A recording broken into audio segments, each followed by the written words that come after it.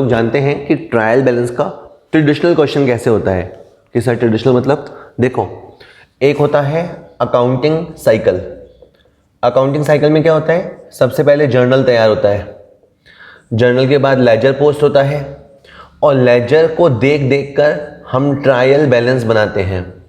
हम ये भी समझ में आ गया है कि ट्रायल बैलेंस के क्वेश्चन दो तरह से पूछे जाते हैं, या तो लंबे वाला रास्ता ये वाला, या डायरेक्ट क्वेश्चन। देखिए अभी हमारे सामने क्या आया है, make ledger and trial balance from the question given below. अब के बाद आपको जर्नल एंट्रीज गिवन है और आपको कहा गया है make ledger and trial balance. तो दो चीज़ें बनानी है, एक तो लेजर ड्रॉ करना है और एक ट्रायल बैलेंस बनाना है। बहुत आसान है। पहली एंट्री है परचेज टू कैश, ये हमने सीख रखा है लेजर पोस्टिंग में। बाय द वे अगर आपको लेजर नहीं आता तो आप लेजर वाली वीडियोस एक बार देख लीजिएगा। ये परचेज अकाउंट है और इसकी डेबिट लोकेशन है।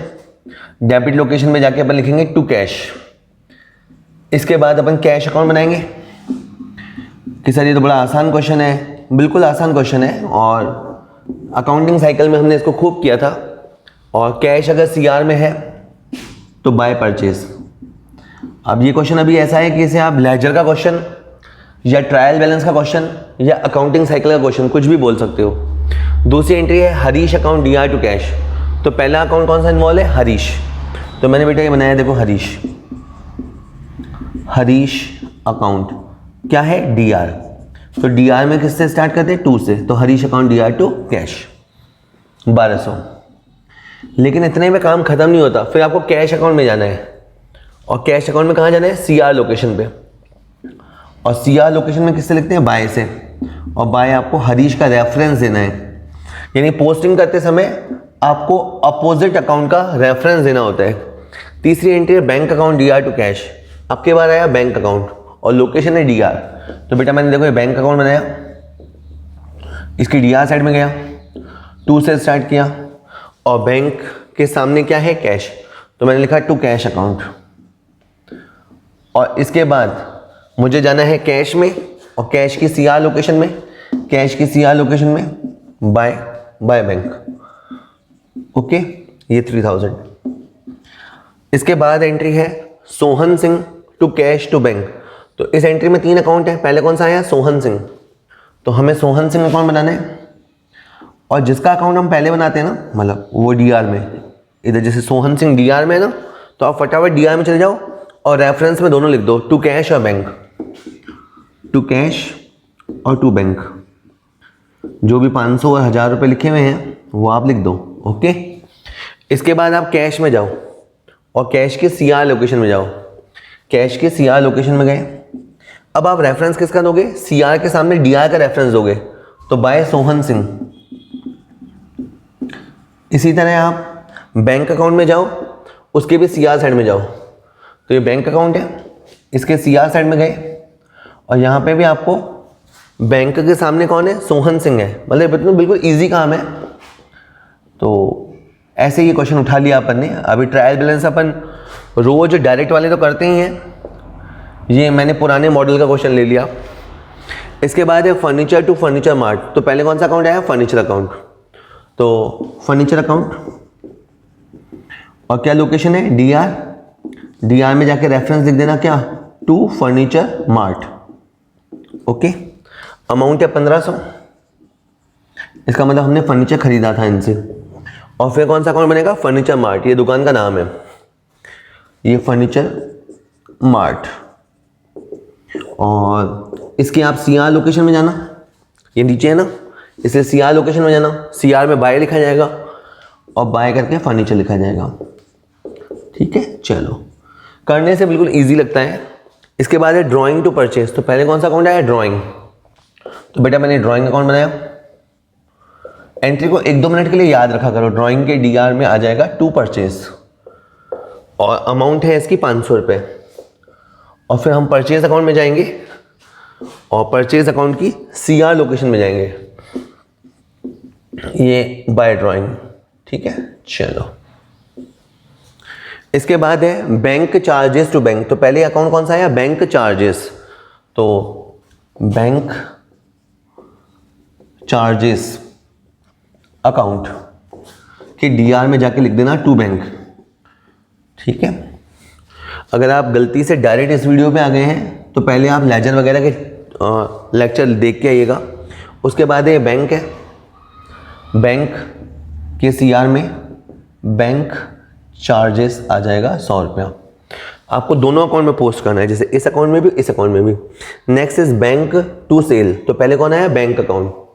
तो बैंक अकाउंट के डीआर में जाके टू सेल्स,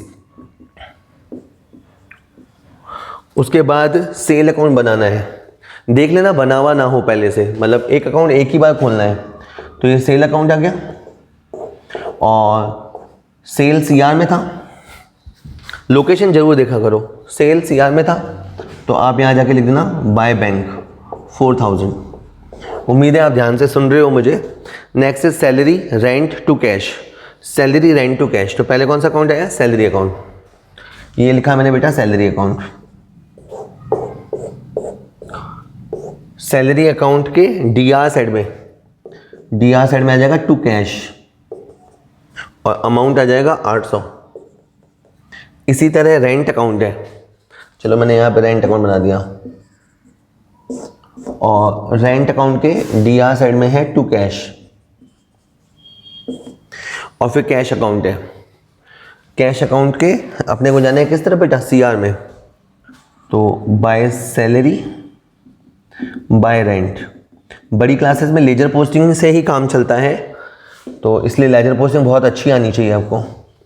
ठीक है, और एक और एंट्री है cash account DR, discount account DR to Harish. Last entry है ये। इसमें कैश क्या है, डीआर में। तो कैश के डीआर में आप जाना और डीआर में जाके हरीश का रेफरेंस देना टू हरीश 1000 रुपया। इसी तरह फिर आप डिस्काउंट अकाउंट बनाना और डिस्काउंट भी क्या है, डीआर। तो डीआर में जाके आप लिखना टू और टू करके हरीश आएगा, क्योंकि डीआर के अगेंस्ट सीआर को देखा जाता है। हालांकि अमाउंट आप 200 लिखना और फिर आप हरीश के अकाउंट में जाना। हरीश का अकाउंट ये रहा और इसमें आप सीआर की तरफ जाना। सीआर की तरफ है बाय कैश बाय बैंक। ठीक है, 1000 और ये 200। ओके, ये हमने पूरा क्वेश्चन कर लिया। अब अपने को क्या करना है, ये तो हुआ लेजर पोस्टिंग। अब अपन ने ट्रायल बैलेंस क्रिएट करनी है। तो ट्रायल बैलेंस कैसे क्रिएट होती है ये एक बार आप देख लीजिए। ये मैंने हटा दिया, जो जनरल वाला क्वेश्चन था वो हटा दिया। ठीक है, ये आ जाइए आप ट्रायल बैलेंस। इसके नीचे लिखा जाता है बेटा एज ऑन, कि आप किस दिन बना रहे हो।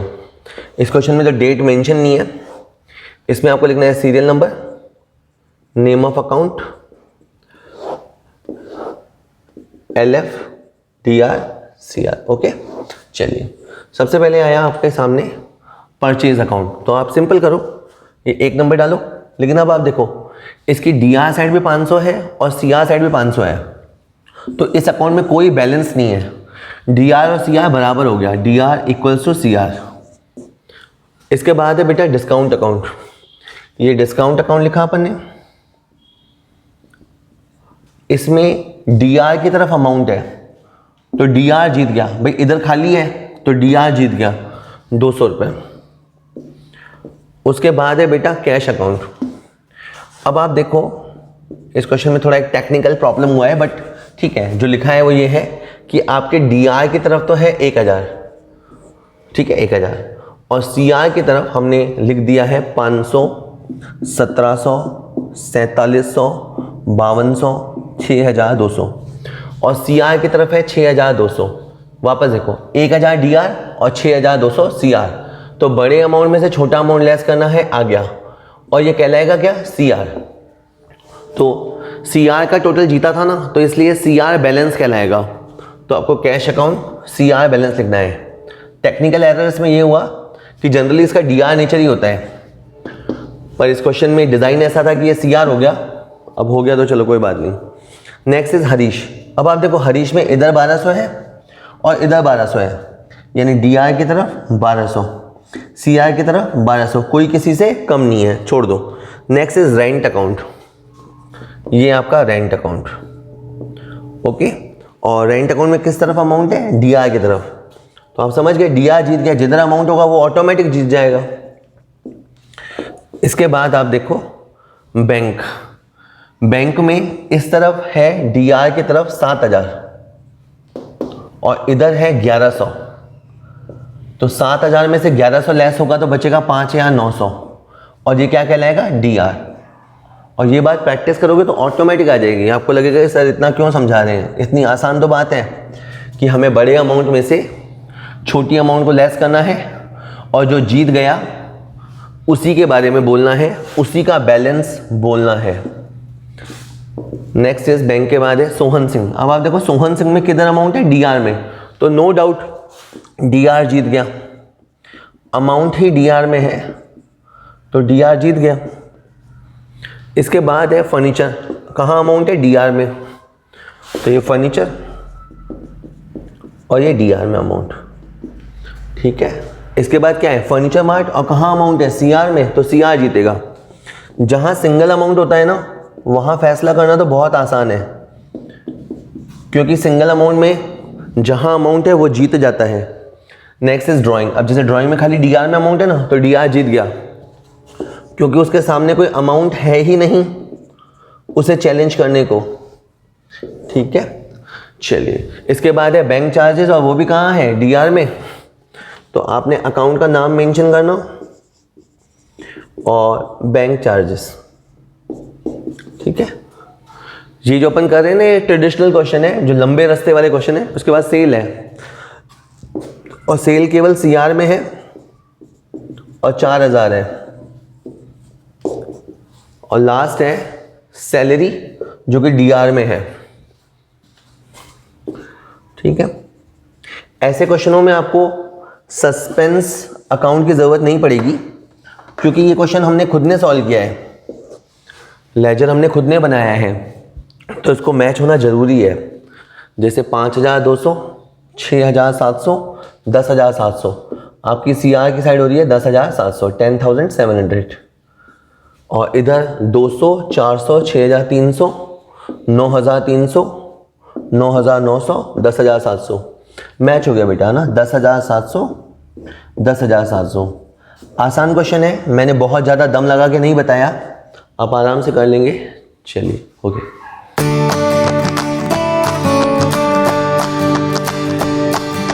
ट्रायल बैलेंस पे अपन एक क्वेश्चन और देख लेते हैं, और अब के बाद देखो क्वेश्चन का डिज़ाइन कैसा है। कहता है you are required to redraft the trial balance correctly. अब इन लोगों ने ट्रायल बैलेंस बना लिया है, लेकिन शायद इनको डाउट है कि यार ये सही नहीं है, तो ये चाहते हैं कि हम इसे रीड्राफ्ट करें, ठीक है। तो मैं वापस से यहाँ पे नया नहीं बना रहा, नया नहीं बनाता, इसी के अंदर जो करेक्शन है वो करेक्शन कर देता हूँ, अभी टाइम बचेगा। चलिए सबसे पहले ओपनिंग स्टॉक इन्होंने डीआर किया है, और ये बिल्कुल सही है, ओपनिंग स्टॉक डीआर ही होता है, इसे हम एक्सपेंस की तरह मानते हैं। ये क्या था, वो स्टॉक जो पिछले साल हम नहीं बेच पाए, पिछले साल नहीं बेच पाए तो बच गया, और फर्स्ट डे पे ये स्टॉक हमारे पास था। फॉर एग्जांपल आप नए साल में आए तो आपके पास कुछ कॉपियाँ पड़ी हुई है पिछले साल की, तो बच कैसे गई, क्योंकि पिछले साल काम में नहीं आई तो इस साल पड़ी है। Opening stock DR. कैपिटल हमेशा सीआर होता है, हम जानते हैं, अकाउंटिंग इक्वेशन भी हमने पढ़ा था, मॉडर्न अप्रोच भी पढ़ा, कैपिटल का सीआर नेचर होता है। मशीनरी बिल्कुल इसने सही लिखा है, मशीनरी असेट होता है, ये आपको लिखना नहीं है, एकदम बता रहा हूँ आपको, मशीनरी डीआर होता है, यहाँ तक इसका बिल्कुल सही चल रहा है। नेक्स्ट इज बिल रिसीवेबल, ये इसने गलत कर दिया। देखिए बिल रिसीवेबल यानी हमें कुछ मिलना है, हिंदी में इसको बोलते हैं प्राप्य विपत्र, दैट इज एक ऐसे बिल हैं जिनसे पैसा हमें मिलेगा, तो इसका डीआर नेचर हुआ, ठीक है, इसका ये डीआर नेचर हुआ। बीआर सर होता क्या है, जैसे कोई हमसे माल लेके गया और उसने हमें राइटिंग में, लिखित में प्रॉमिस किया कि वो पैसे दे देगा, 2 महीने बाद दे देगा या 3 महीने बाद दे देगा, तो ये हमारे लिए क्या है, असेट क्या होता है, जिसके बेस पे हमें पैसा मिल सकता है, तो बीआर आपका असेट हो गया। डेटर आपका असेट ही होता है, तो बिल्कुल सही है। क्रेडिटर आपका लायबिलिटी होता है, बिल्कुल सही लिखा है।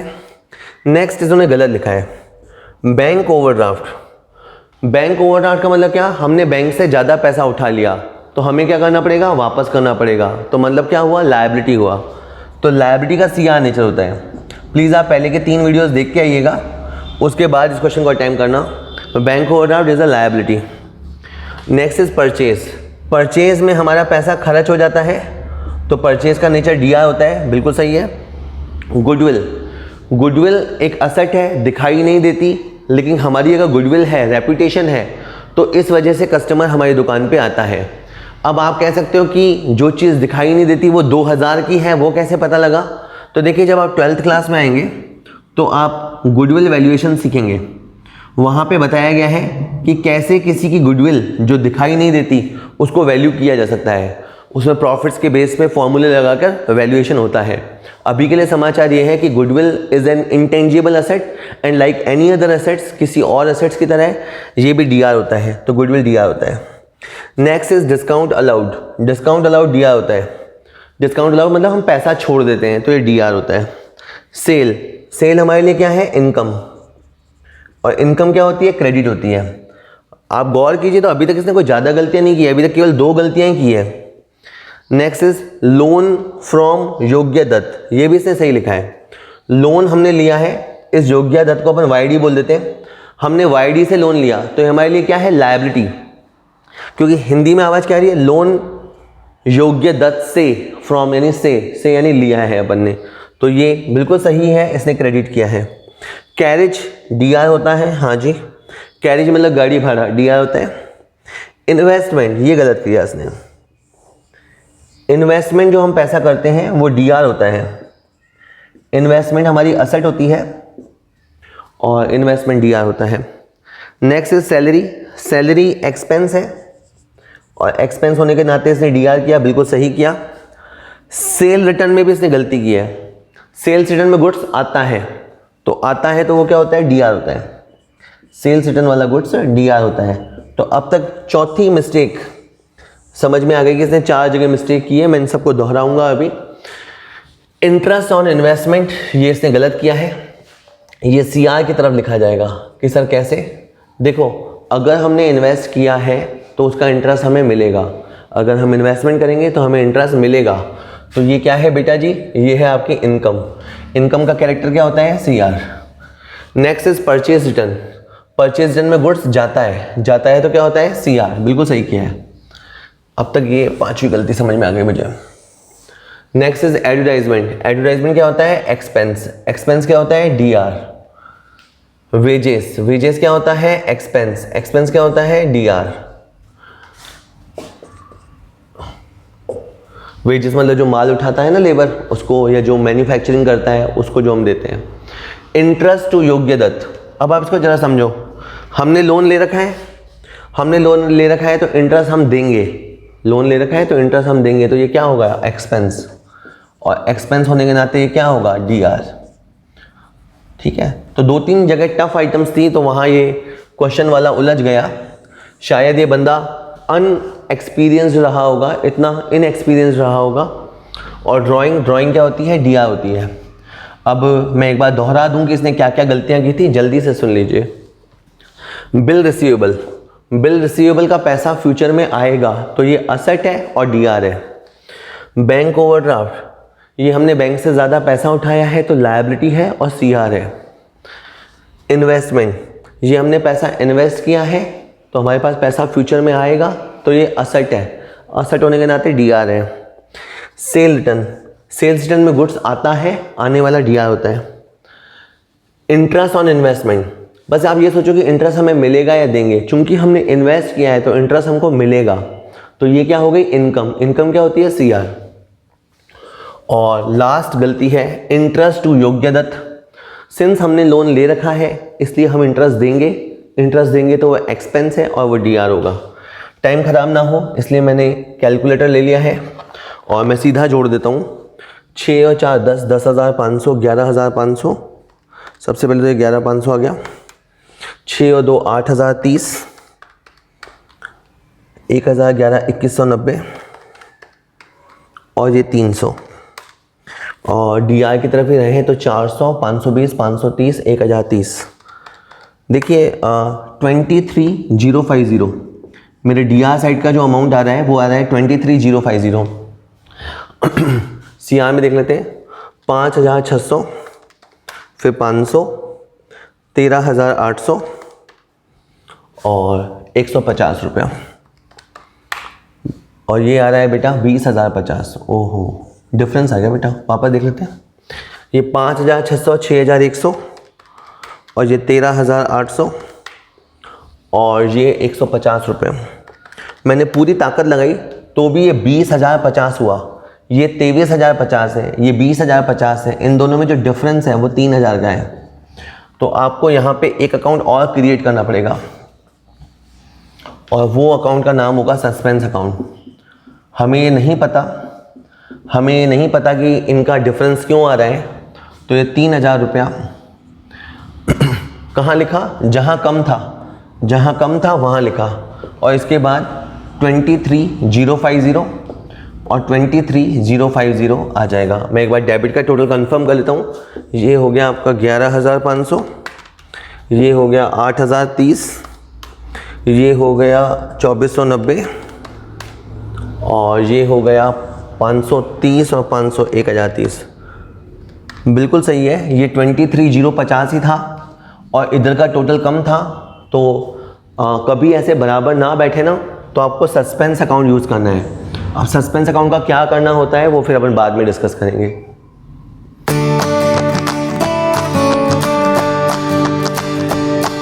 बैलेंस पे अपन एक क्वेश्चन और देख लेते हैं।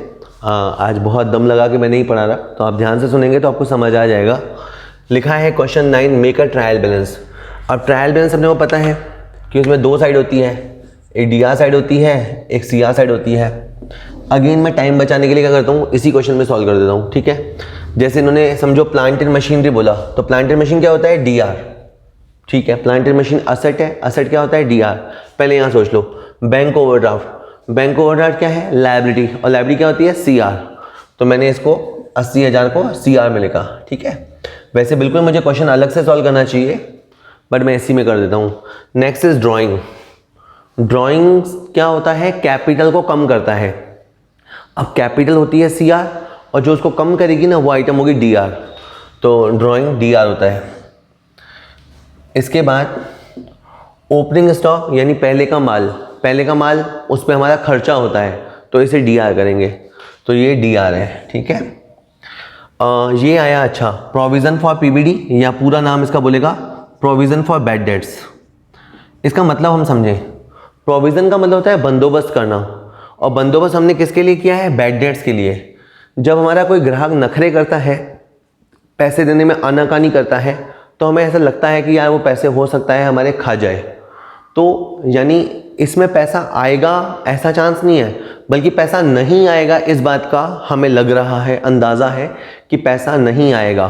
तो जो पैसा आएगा वो तो होता है डी आर, क्योंकि वो असेट होता है। तो इसका नेचर क्या है? उल्टा नेचर है। तो ये 3200 रुपये को क्रेडिट करेंगे कि सर ये क्या है? मान लीजिए, अगर मैं आपको एक फिगर समझाऊं, मान लीजिए डेटर है 64,000 मान लीजिए, और उसके नीचे पीबीडी यानी प्रोविज़न फॉर बैड डेट्स है 3200। इससे दो मतलब निकलते हैं। पहला, वैसे हमारे डेटर इतने हैं लेकिन हमें इतना पैसा मिलना डाउटफुल है, तो हमें इतना पैसा ही मिलेगा। तो हम क्या करते हैं? डेटर को तो दिखाते हैं डी आर में, और जो प्रोविज़न होता है उसको दिखाते हैं सी आर में। तो ये थोड़ा आप याद रखिएगा।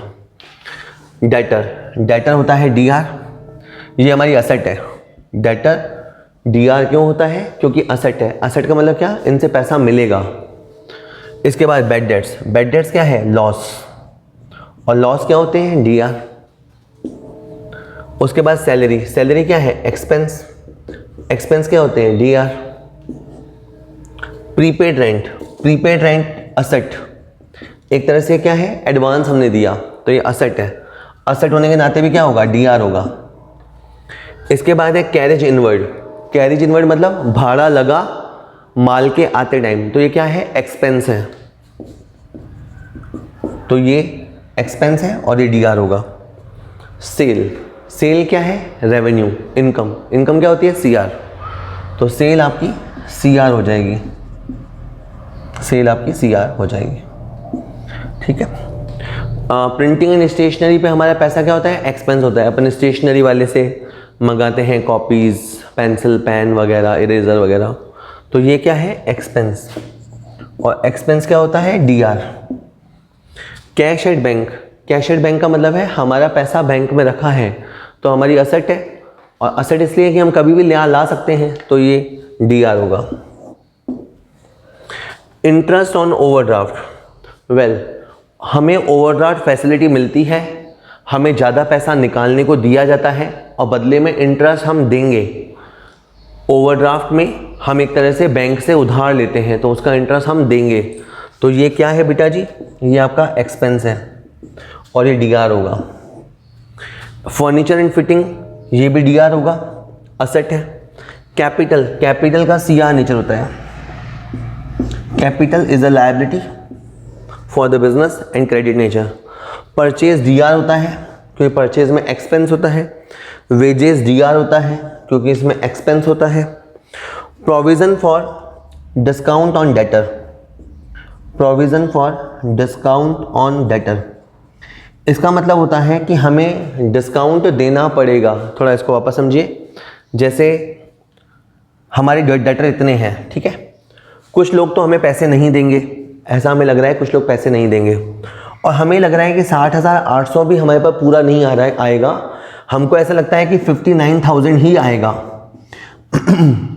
और हमें ऐसा लगता है कि बाकी 1,800 का डिस्काउंट देना पड़ेगा, ऑल्दो हमने दिया नहीं है। आप थोड़ा बाद की लेक्चर्स में सीखेंगे कि अकाउंटेंसी में जो हो जाता है उसको भी रिकॉर्ड करते हैं और कभी कभी जो होने वाला है उसे भी रिकॉर्ड कर लेते हैं। तो हमें अब ये डर लग रहा है कि हमें डिस्काउंट देना पड़ेगा, तो ये आने के सेंस नहीं है। देखो पैसा आना तो हम जानते हैं असेट होता है, इसमें हमारे पास पैसा कम आएगा, इसका सी आर नेचर है। मैंने इसको बिल्कुल अच्छे से नहीं समझाया, आप इसे याद कर लीजिए कि प्रोविज़न फॉर बैड डेट्स, यानी बैड डेट्स के लिए जो प्रोविज़न होता है वो, और प्रोविज़न फॉर डिस्काउंट, दोनों के दोनों क्रेडिट होते हैं। इसके बाद creditor, creditor is a liability, creditor is a liability और इसका सी आर नेचर होता है। Bad debts recover, bad debts recover मतलब डूबा हुआ पैसा मिल गया तो ये इनकम है और ये क्रेडिट होता है। Salary payable is a liability, तो ये भी क्रेडिट होता है। रेंट, रेंट का अगर हमें पता ना चले तो डी आर माना करो, तो इसे हम रेंट को डी आर में लिखेंगे क्योंकि हमें पता नहीं कि हमने रेंट पे किया या मिला, तो डी आर मानेंगे। कैरेज आउटवर्ड भी हो तो भी डी आर होता है, कैरेज इनवर्ड हो चाहे आउटवर्ड हो दोनों डी आर होते हैं। एडवर्टाइजमेंट पे एक्सपेंस हुआ तो ये डी आर कैरेक्टर है। कैश इन हैंड हमारी ताकत है, हमारी असेट है। और ऑफिस एक्सपेंस, एक्सपेंसेस और डी आर है। तो ठीक है, अपने को प्लेसिंग करनी है ना, प्लेसिंग करते हुए अपने को डी आर सी आर जमाना है। आखिर में अपने को टोटल लगाना है, मैं कैलकुलेटर की हेल्प ले लेता हूँ।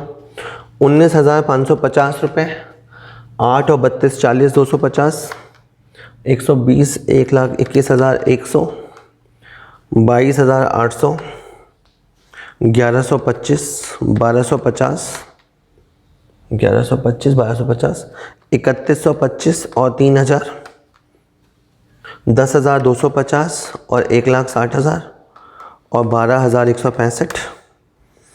इसके बाद 4,300, 1,350 रुपया, 3,350 रुपया, 1,450 और 10,160। देखो इधर हो रहा है 4,15,225, it's on a debit side, है ना।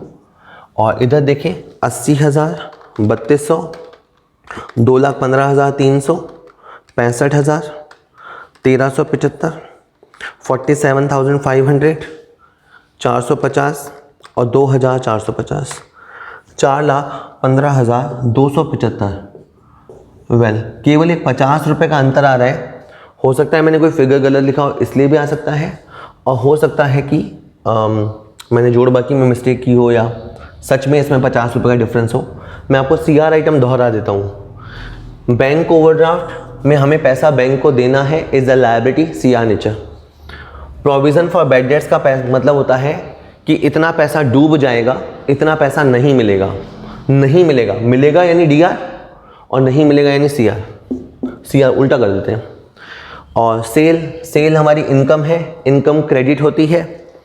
कैपिटल लायबिलिटी है बिजनेस के लिए, तो क्रेडिट होती है।